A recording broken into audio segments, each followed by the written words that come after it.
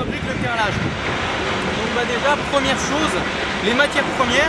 Donc là c'est la montagne et on commence par extraire les matières premières de la montagne.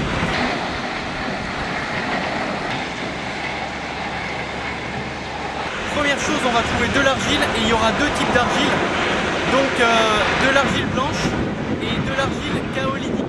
On va trouver un autre matériau qui va être du feldspath. Alors le feldspath, donc c'est un minéraux qu'on trouve apparemment en abondance et qui s'extrait également des montagnes. Et puis ensuite, autre matière principale qui constitue le carrelage, du quartz. Et après il y aura encore d'autres petites choses, mais ça dépend vraiment des fabricants. Et donc alors pour les matières premières, ce qui se passe, voilà, on a des pelleteuses qui vont gratter dans la montagne. Et ensuite on va avoir le centre de traitement qui va concasser les matières premières qui ont été arrachées de la montagne. Sortie du centre de traitement, on se retrouve avec des grands tas de poudre comme ça, qui sont ensuite chargés sur les camions pour ensuite être apportés dans les usines de fabrication de carrelage.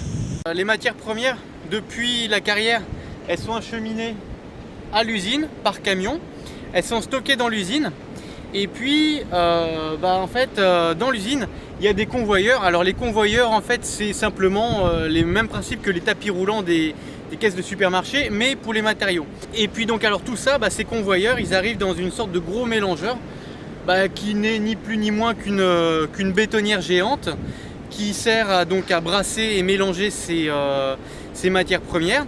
Et donc à ces poudres qui sont mélangées, ils ajoutent de l'eau et puis des billes de céramique. Et on obtient une matière liquide qui s'appelle la barbotine. Et donc la barbotine, elle est pulvérisée dans les atomiseurs. Et donc en fait l'atomiseur c'est ça, c'est cette grosse cuve là qu'il y a derrière moi.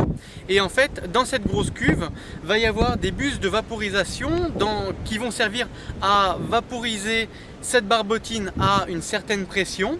Et en même temps il y a un courant d'air chaud qui va passer à travers cette barbotine vaporisée. Et qu'est-ce qui va se passer? Il va se produire une réaction chimique et en fait cette réaction chimique aura pour effet de réduire la barbotine en poudre. Et donc en fait l'eau de la barbotine elle va passer dans l'air et puis en fait dans l'entonnoir de l'atomiseur il restera juste la poudre qui sera ensuite acheminée et stockée dans les silos qu'on voit à côté. En jouant donc sur la pression de vaporisation de la barbotine, sur les buses de vaporisation qui sont dans l'atomiseur et la pression et température de l'air chaud, ils font leur petit mélange et ils arrivent à obtenir la poudre atomisée qu'ils souhaitent. Ensuite, cette poudre atomisée, elle est envoyée sur un convoyeur pour être envoyée dans une presse qui va comprimer le tout avec une pression qui peut aller jusqu'à 5000 tonnes. Et là, en sortie de cette presse, on aura quelque chose qui ressemblera à un carreau.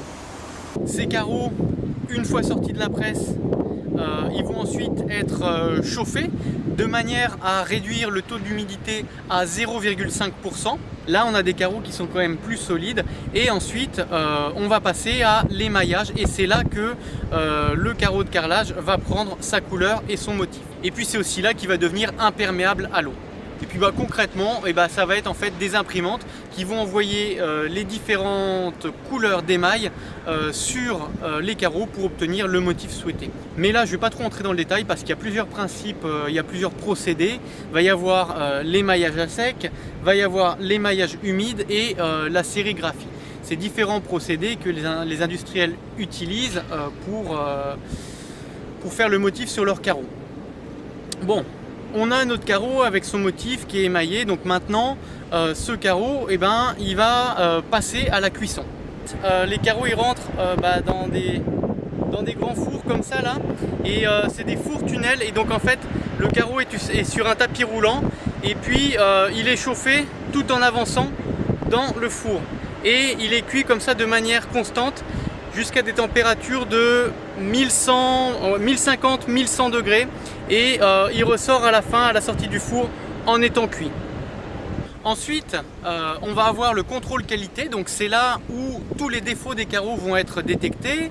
les petites erreurs de motifs et éventuellement les carreaux cassés, ce genre de choses. Et puis après ce contrôle qualité, on va avoir le classement des nuances. Alors si vous ne savez pas ce que c'est que les nuances, j'ai déjà fait une vidéo sur le sujet, je mets le lien ici et également en dessous dans la description de la vidéo. Et en fait la nuance, c'est ce qui va se passer parce que des fois on va avoir des petits écarts de couleur entre un carreau et un autre. Et donc ces petits écarts de couleur, ils vont être répertoriés, classés pour que chaque paquet de carreaux ait la même nuance, le même ton. Et donc en fait, une fois que les nuances ont été classées, les carreaux vont être empaquetés et puis emballés sur palette et stockés.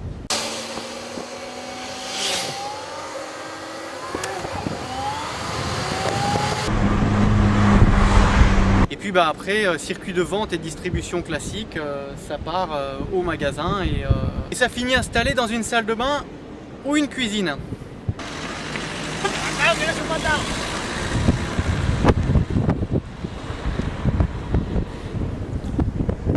Si vous avez aimé, mettez un petit like, éventuellement un commentaire. Et puis je vous dis à plus tard. Salut! Dans toute la vallée, c'est que des usines à carrelage.